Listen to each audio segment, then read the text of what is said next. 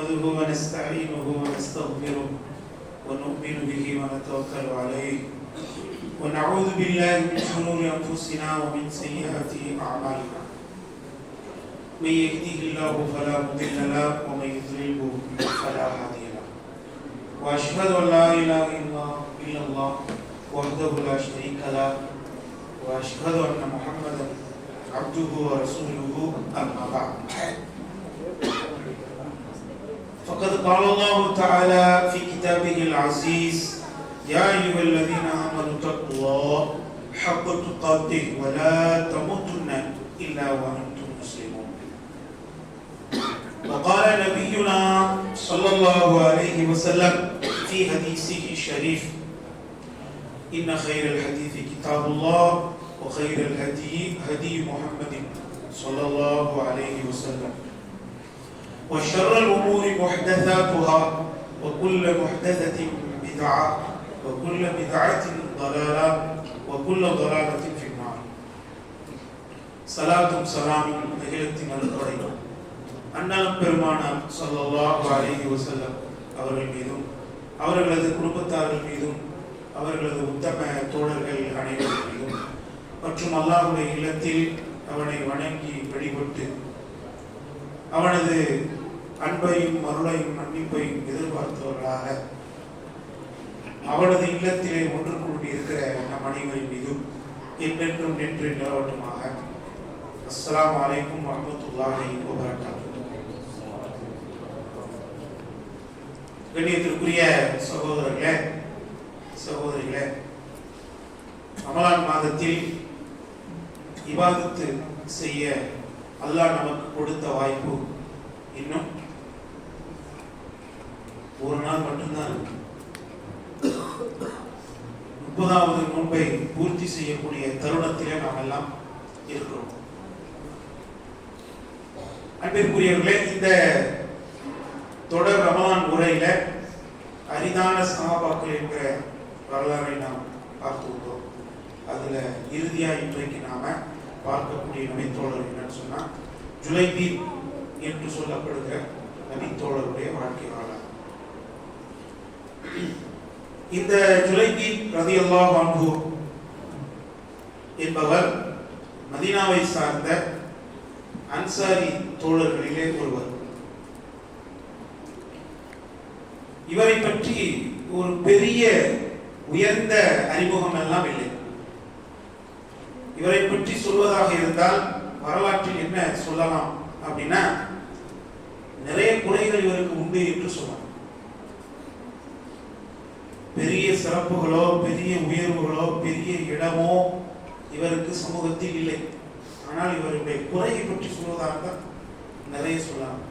அந்த அளவுக்கு பல குறைகள் நிறைந்தவராக இந்த சஹாபி இருந்தார். அல்லாஹ் அக்பர். நாம் எல்லாம் ஒரு கணம் யோசிக்க வேண்டும்.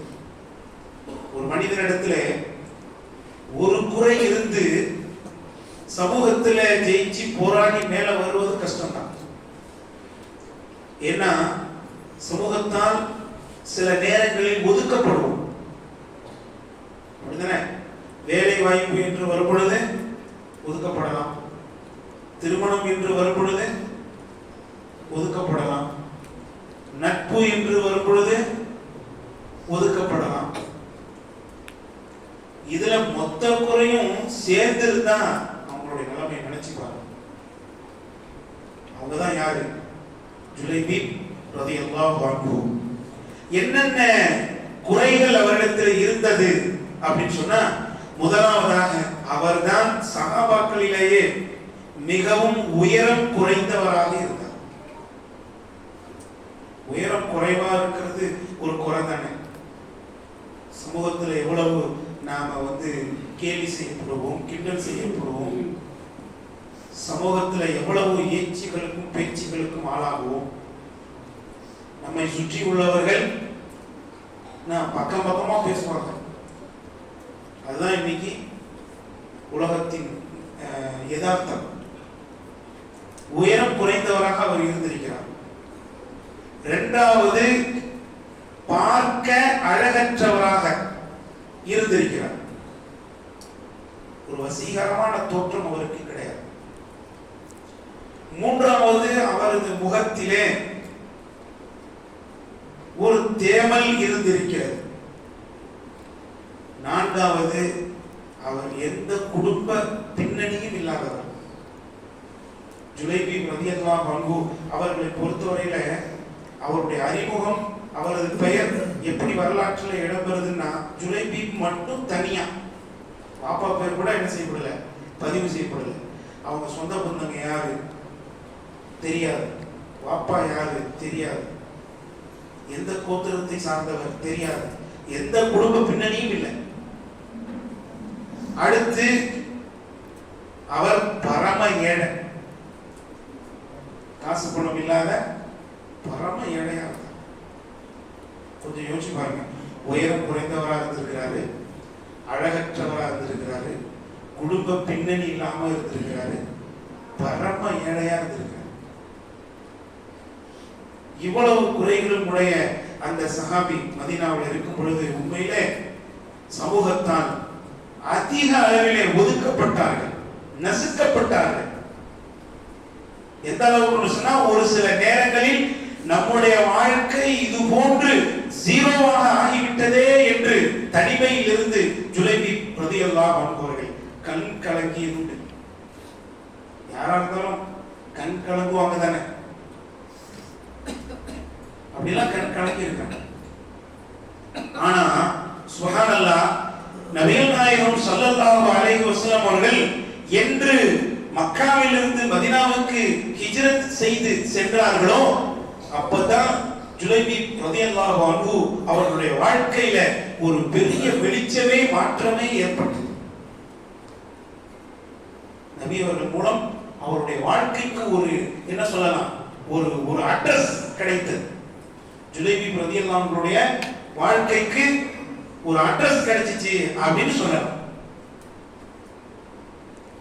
அன்பிற்குரியவர்களே, நபிகள் நாயகம் ஸல்லல்லாஹு அலைஹி வஸல்லம் அவர்கள் மதீனாவுக்கு வந்த பிறகு, நபி அவர்கள் மதீனாவுக்கு வந்திருக்கிறார்கள், அவர்கள் போய் எல்லாரும் சந்திக்கிறாங்க, அவர்களுடைய கரத்திலே எல்லோரும் இஸ்லாத்தை ஏற்றுக்கொள்கிறார்கள், அவர்கள் உறவுகளை அனுசரிக்கிறார்கள், ஏழைகளை அனுசரிக்கிறார்கள், கைதிகளை அனுசரிக்கிறார்கள், அனாதைகளை அனுசரிக்கிறார்கள், இல்லாதவர்களை அனுசரிக்கிறார்கள், பாதிக்கப்பட்டவர்களுக்கு குரல் கொடுக்கிறார்கள் என்பதையெல்லாம் ஜுலைபீப் ரலியல்லாஹு அன்ஹு அவர்கள் மதீனாவிலே கேள்விப்படும் பொழுது அவரும் என்ன செய்யறாங்க, மஸ்ஜிது நபவியில போய் அந்த நபியுடைய அவையிலே அமர்ந்து கொள்கிறார்.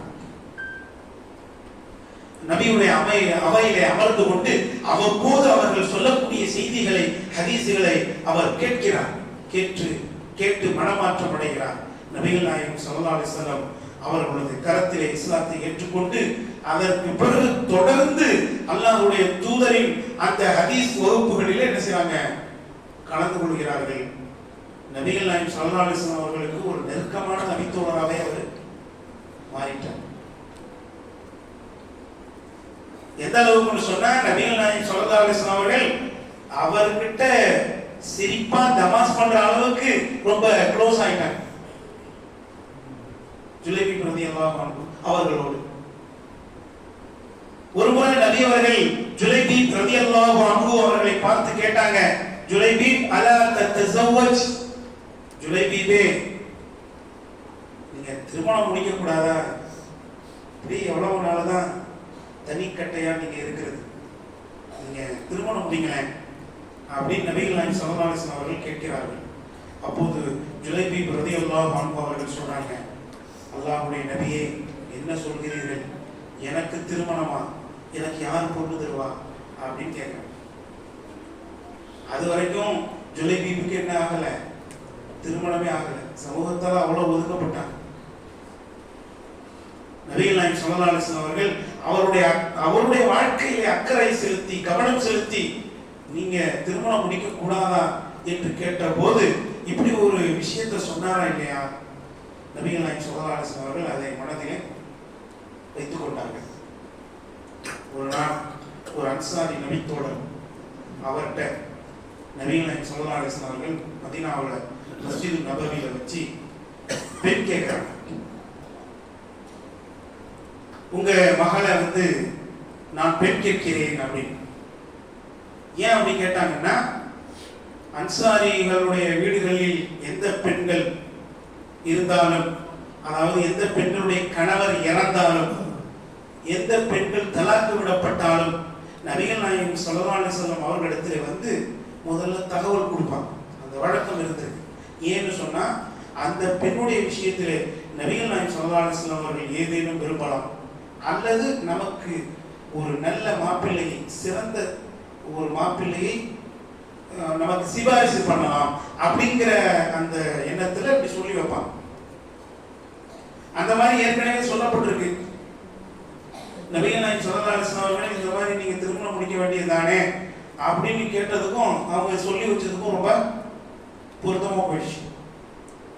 இப்ப நபிகள் நாயகம் ஸல்லல்லாஹு அலைஹி வஸல்லம் அவர்கள் அந்த சஹாபி கிட்ட கேட்கிறாங்க, உங்க பெண்ணை நான் பெண் கேட்கிறேன் அப்படின்னு அவர் நபிக்கு தான் கேட்கிறாங்க அப்படின்னு நினைச்சிட்டு, நிஅமா வ கராமத்தன் யா ரசூலல்லாஹ் வ நுர்ம ஐனி, கண் குளிர்ச்சி, எனக்கு ஏற்பட்ட சந்தோஷம், தாராளமா என்ன செய்யுங்க, என் பெண்ணை திருமணம் முடித்துக் கொள்ளுங்கள் அப்படின்னு அந்த சஹாபி சந்தோஷத்துல குதிச்சார். நபி சொன்னாங்க, லஸ்து உரீது, நான் வந்து எனக்காக கேட்கல, மாறாக ஜுலைபீபுக்காக நான் உங்களிடத்திலே பெண் கேட்கிறேன் அப்படின்னு அவர் கொஞ்சம் அப்படியே ஸ்டாப் ஆகுறாரு. ஜுலைபீபுக்காக. இதை பொறுத்தவரையில நான் மட்டும் இந்த முடிவு எடுக்க முடியாது, என் வீட்டில் உள்ள என் மனைவி இடத்தில் என்ன செய்யணும், இதை பற்றி ஆலோசனை கேட்க வேண்டும் யாரோ சொல்லலாம், அதனால கொஞ்சம் அவகாசம் கொடுங்க அப்படின்னு கேட்கிறார். முக்கியம் தானே, வீட்டில் உள்ளவங்களோட இந்த மாதிரி முக்கியமான முடிவுகள் எடுக்கும்போது ஆலோசனை பண்ணலன்னா அவ்வளவுதான், பெரிய கேமத்தே அங்க நடந்துடும். சின்ன விஷயத்தை கேட்காம இருக்கும்போதே பெரிய பூகம்பங்கள் வெடிப்பதை பார்க்கிறோம் குடும்பத்துல.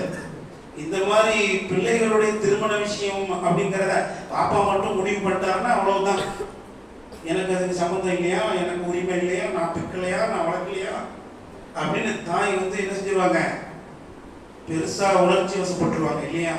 அதனால அந்த சஹாபி என்ன செய்யறாங்கன்னா, என் மனைவி இடத்துல கேட்டு வந்து சொல்கிறேன் யா ரசூலல்லாஹ் அப்படின்னு என்ன செய்யறாங்க, சொல்றாங்க. சரி என்று நபி அவர்கள் ஒற்றுக்கொள்கிறார்கள். அந்த சஹாபி நேரா வீட்டுக்கு போய் தன் மனைவி இடத்துல என்ன செய்யறாங்க, ஆலோசனை செய்கிறார்கள். அப்படி ஆலோசனை சொல்லும் போது கூட நபி அவர்கள் எப்படி தாங்கிட்ட கேட்டாங்களோ அதே மாதிரியே மனைவி கிட்ட சொல்றாங்க. நபி அவர்கள் நம்முடைய பெண்ணை பெண் கேட்டார்கள் அப்படின்னு அவங்களும் அதே வார்த்தை சொல்றாங்க, நிஅமா வ கராமத்தன் வ நுர்மத் ஐனி, பெரிய சந்தோஷம், பெரிய கண்குளிர்ச்சி, நம்ம நபிக்கே நம்முடைய பெண்ணை கட்டி கொடுத்து விடலாம் அப்படின்னு அவங்களும் பெருசா ஆசைப்பட்டாங்க. உடனே கணவர் சொன்னாரு, நபிகள் நாயகம் ஸல்லல்லாஹு அலைஹி வஸல்லம் அவர்கள் தனக்காக கேட்கவில்லை, ஜுலைபீபுக்காக என்ன செய்றாங்க, பெண் கேட்டார்கள் என்று சொன்னதும், நிச்சயமா ஜுலைபீபுக்கு நம்முடைய மகளை கட்டி கொடுக்க முடியாது. ஜுலைபீப் என்பவரை நாம் இந்த ஊர்ல எப்படி பார்க்கிறோம், அவரை ஒரு ஒதுக்கப்பட்டவராக நாம பார்க்கிறோம். யாரும் அவருக்கு இடம் கொடுக்கறது இல்லை. எந்த அளவுக்குன்னு சொன்னா, பெண்கள் சபையிலாம் போய் அவர் அமர்ந்துவார். 2 பெண்கள் நடந்தா உள்ள பூந்து போவாராம். பெண்கள் அவரை பார்த்து வெட்கப்பட்டு ஒதுங்க மாட்டாங்க. அவரை ஒரு ஆண் மகனாக என்ன செய்யறது இல்லை, நினைச்சுக்க மாட்டாங்க. அப்படின்னா என்ன, குழந்தை லிஸ்ட்ல சேர்த்துட்டாங்க. அந்த மாதிரி ஒரு லெவல்ல இருக்கிற ஒருத்தருக்கு நாம வந்து எப்படி திருமணம் பண்ணி கொடுக்கிறது நம்ம மகளை அப்படி சொல்லி தாய் என்ன செய்யறாங்க, அதை வேண்டாம் என்று சொல்கிறார்கள். உடனே அந்த கருத்தை, அந்த ஆலோசனையை நபிகள் நாயகம் ஸல்லல்லாஹு அலைஹி வஸல்லம் அவர்களிடத்திலே சொல்ல வரலாம் என்று எண்ணும் பொழுது, இந்த தாயும் தந்தையும் உரையாடிட்டு இருந்தாங்களா இல்லையா? இந்த உரையாடலை யார் கேட்டாங்கன்னா, அவர்களது மகன். அவங்க மகன் கேட்டுட்டு உடனே சொல்றாங்க, எனது தாயே தந்தையே, அல்லாஹ்வுடைய தூதர் அவர்கள் என்ன ஆலோசனைகள் நமக்கு சொன்னாங்களோ அதை நீங்க இருவரும் மறுக்க போகிறீர்களா? வேண்டாம். நீங்கள் ஜுலைபீபுக்கு என்னை திருமணம் செய்து வையுங்கள், நிச்சயமாக அல்லாஹ் எனது வாழ்க்கையில ஒரு சிறந்த உயர்வையும் நன்மையையும் நாடி இருப்பான் நீங்க வேண்டாம் என்று சொல்ல வேண்டாம் அப்படின்னு மகளே பெண்ணே தயாரான பொழுது சுப்ஹானல்லாஹ், அந்த பெண் இவ்வளவு சிறந்த உயர்ந்த பெண்ணாக இருக்கிறாங்க. அவ்வளவு குறைகள் இருந்தாலும் அவங்களுக்கு வாழ்க்கை கொடுக்கணும்னு நினைச்சிருக்காங்க. இந்த மாதிரியான தியாகம், இந்த மாதிரியான அர்ப்பணிப்பு உணர்வு, இந்த மாதிரியான சிறந்த எண்ணங்கள் சில பெண்களுக்கு தான் கிடைக்கும். இன்னைக்கு எல்லாம் இருந்து ஒரு சின்ன குறை இடையில ஏற்பட்டாலே கழட்டி விட்டுட்டு போற சூழ்நிலையை பார்க்கும். இதுதான் நடக்குதா இல்லையா? ஆனா நபி அவர்கள் கேட்டார்கள் என்பதற்காக அத்தனை குறைகள் இருந்தாலும் அவர்தான் என் கணவர், அவர்தான் எனது வாழ்க்கை துணை என்று அந்த பெண்மணி உறுதியாக இருந்ததனால பெற்றோர் அந்த கணவர் என்ன செய்யறாரு, சரி வாப்பா என்ன செய்யறாரு, நேரா நபிகள் நாயகம் ஸல்லல்லாஹு அலைஹி வஸல்லம் அவங்கள்ட்ட வந்து சொல்றாங்க. சொன்னோன்னே இருவருக்கும் என்ன செய்யுது, திருமணம் நடக்கிறது. திருமணம் நடந்த போது நபிகள் நாயகம் ஸல்லல்லாஹு அலைஹி வஸல்லம் அவர்கள் இந்த தம்பதிக்காக ஓதிய துஆ என்ன தெரியுமா? வித்தியாசமானது. எல்லாருக்கும் திருமணத்துல என்ன துஆ ஓதுவோம்? பாரக்கல்லாஹு லக். பாருங்க வேகமா வருது, எல்லாம் இளைஞர்கள் அதுக்கு ரெடியா இருக்கிறாங்க போல. பாரக்கல்லாஹு லக்க வ பாரக அலைக்க வ ஜமா பைனகுமா ஃபி கைர். எல்லாருக்கும் தெரியும், மனப்பாடமான ஒரு துஆ. ஆனா இந்த துஆவை நபிகள் நாயகம் ஸல்லல்லாஹு அலைஹி வஸல்லம் அவர்கள் ஓதல. என்ன ஓதுனாங்க தெரியுமா? அவங்க திருமணத்துல ஓதுன துஆ, அல்லாஹும்ம சுப்ப அலைஹல் கைர சப்பன் சப்பா வலா தஜ்அல் ஐஷஹா கத்தன் கத்தா. அல்லாஹ்வே, இந்த பெண்ணுடைய வாழ்க்கையில் நீ நலவுகளை கொட்டு என்று கொட்டுவாயாக. இந்த பெண்ணுடைய வாழ்க்கையில் எந்த கஷ்டத்தையும் நீ என்ன செய்யாத, ஏற்படுத்தி விடாதே என்று நபிகள் நாயகம் ஸல்லல்லாஹு அலைஹி வஸல்லம் அவர்கள் அந்த திருமண துஆவை ஓதுறாங்க. அன்சாரி பெண்களிலேயே அவங்க தான் ரொம்ப பணக்கார செல்வந்த பெண்ணாக மாறினார்கள் என்பது வரலாறு. இந்த துஆவுக்கு பிறகு இப்படி திருமணத்திற்கு பிறகு ஜுலைபீப் ரலியல்லாஹு அன்ஹு அவர்களுடைய அந்த வாழ்க்கை அப்படியே ரொம்ப மகிழ்ச்சியா சந்தோஷமா போய்கிட்டு இருக்கு. ஒரு நேரத்துல தன் மனைவிக்கு பிடிச்ச பொருளை ஏதாவது வாங்கி வருவோமே என்று மதீனாவுடைய சந்தைக்கு மார்க்கெட்டுக்கு போகும்போது அங்கே ஜிஹாதுக்குரிய அறிவிப்பை கேட்கிறார். உடனே ஜிஹாதுக்கு புறப்படுறார். ஜுலைபீப் ரலியல்லாஹு அன்ஹு ஜிஹாதுக்கு புறப்படுகிறார். யோசித்து பாருங்கள், ஜிஹாதுக்கு தேவை முக்கியமா எது? உயரம் தான். புரியுதா? உயரம் பெருசா இருந்து போயும் அங்க போய் ஒன்றும் பண்ண முடியாது. இதுல உயரம் ரொம்ப கம்மியா இருந்தா ஆபத்து நமக்கு தான் கூடுதல். அந்த பலகீனத்தை வச்சு, அந்த குறையை வச்சு நபிகள் நாயகம் ஸல்லல்லாஹு அலைஹி வஸல்லம் அவர்களிடத்திலே அவர் அனுமதி கேட்டிருந்தால் நிச்சயம் நபி அவர்கள் அனுமதி கொடுக்கத்தான் போகிறார். அதுவும் புதுமண தம்பதிங்க ஜிஹாதுக்கு போகணும்னா சில ஷரத்துகள் இருக்குது இஸ்லாத்துல. அந்த ஷரத்துகள்ல ஒண்ணு என்னன்னா, வாப்பா அம்மாவுடைய பர்மிஷன் வேணும். அதே மாதிரி அவர் புதுமண தம்பதியாகவும் இருக்கக்கூடாது. இந்த மாதிரி நிறைய ஷரத்துகள் வருது. புதுமண தம்பதியா இருக்கும் போது அதையும் சொல்லி நபி அவர்களிடத்துல கேட்டாலும் என்ன செய்வாங்க, அனுமதி கொடுக்க தான் செய்வாங்க. இருப்பினும் அவர் ஜிஹாதுக்கு போக வேண்டும் என்பதிலே உறுதியாக இருந்தார். ஜிஹாதுக்கு சென்றார்.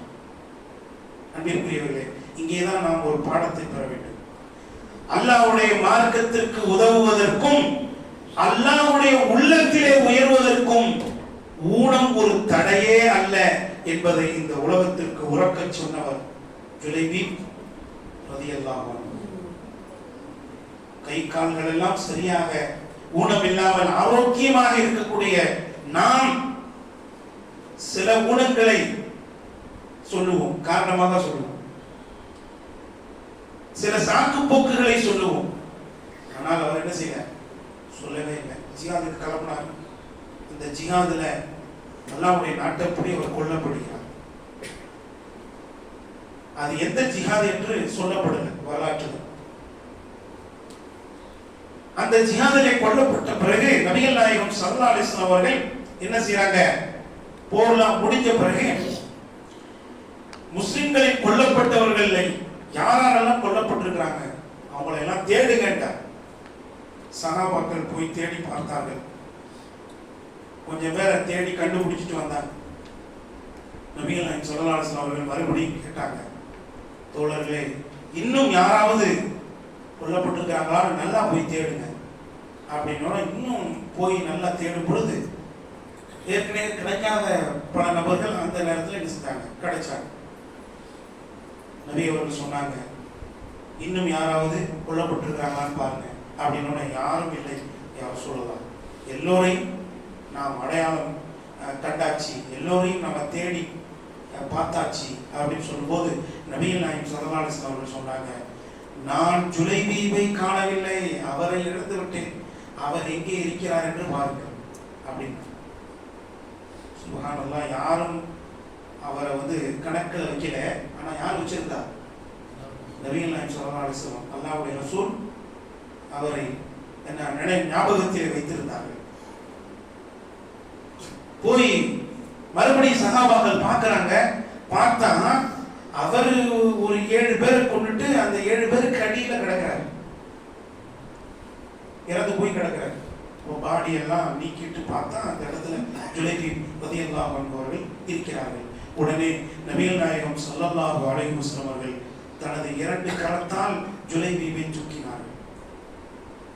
அன்றைய தினம் அதாவது ஜுலைபீபை சுமந்து வருவதற்கு தூக்குவதற்கு சந்தூக்கு பெட்டிலாம் இல்ல, நபி அவர்களுடைய கரம்தான் சந்தூக்கு பெட்டியாக இருந்துச்சு. சும்மா 2 ஹேண்டில் தூக்குற அளவுக்கு இருந்திருக்காருன்னா எவ்வளவு உயரம் கம்மின்னு நம்ம கொஞ்சம் கற்பனை பண்ணிக்கலாம். வெயிட்டும் இல்லாத மனிதரா இருந்திருக்காரு. அப்படி கையாலே என்ன செய்யறாங்க, நபிகள் நாயகம் ஸல்லல்லாஹு அலைஹி வஸல்லம் அவர்கள் ஜுலைபீபை தூக்கி கொண்டு வருகிறார்கள். நபி அவர்கள் அந்த குழி அடக்க குழியில இறங்கி அவர்களே என்ன செய்யறாங்க, ஜுலைபீப் ரலியல்லாஹு அன்ஹு அவர்களை வைக்கிறார்கள். வைத்து விட்டு அடக்கம் பண்ண பிறகு ஒரு வார்த்தை சொன்னாங்க, ஜுலைபீப் மின்னி வ அன மின்ஹு, ஜுலைபீப் என்னை சார்ந்தவர், நான் அவரை சார்ந்தவர் அப்படின்னு தனக்கும் அவருக்கும் உறவு உண்டு அப்படிங்கறத அறிவிக்கிறான். உறவே இல்லாம உறவு உண்டு அப்படின்னு அறிவிக்கிறான். ஜுலைபீபை யாரும் அந்நியராக நினைக்க கூடாது, ஒதுக்கப்பட்டவராக நினைக்க கூடாது, நசுக்கப்பட்டவராக நினைக்க கூடாது, என் குடும்பத்துல ஒருத்தர் அவரை கருதணும் என்பதற்காகவே நபிகள் நாயகம் ஸல்லல்லாஹு அலைஹி வஸல்லம் அவர்கள் இப்படிப்பட்ட வார்த்தையை சொன்னார். நான் அவரை சார்ந்தவன், அவர் என்னை சார்ந்தவர்னா என்ன அர்த்தம், எனக்கு அவருக்கும் உறவு இருக்கு அப்படின்னு நபி அவர்கள் என்ன செஞ்சாங்க, அறிவித்தார்கள். அப்படிங்கிறத ஜுலைபீப் ரலியல்லாஹு அன்ஹு அவர்களுடைய வாழ்க்கையிலே பாருங்கள். அன்பிற்குரியவர்களே, யோசித்து பாருங்கள், இத்தனை குறைகளையும் தாண்டி அல்லாஹ்வுடைய மார்க்கத்திற்கு இவ்வளவு உதவி இருக்கிறார்.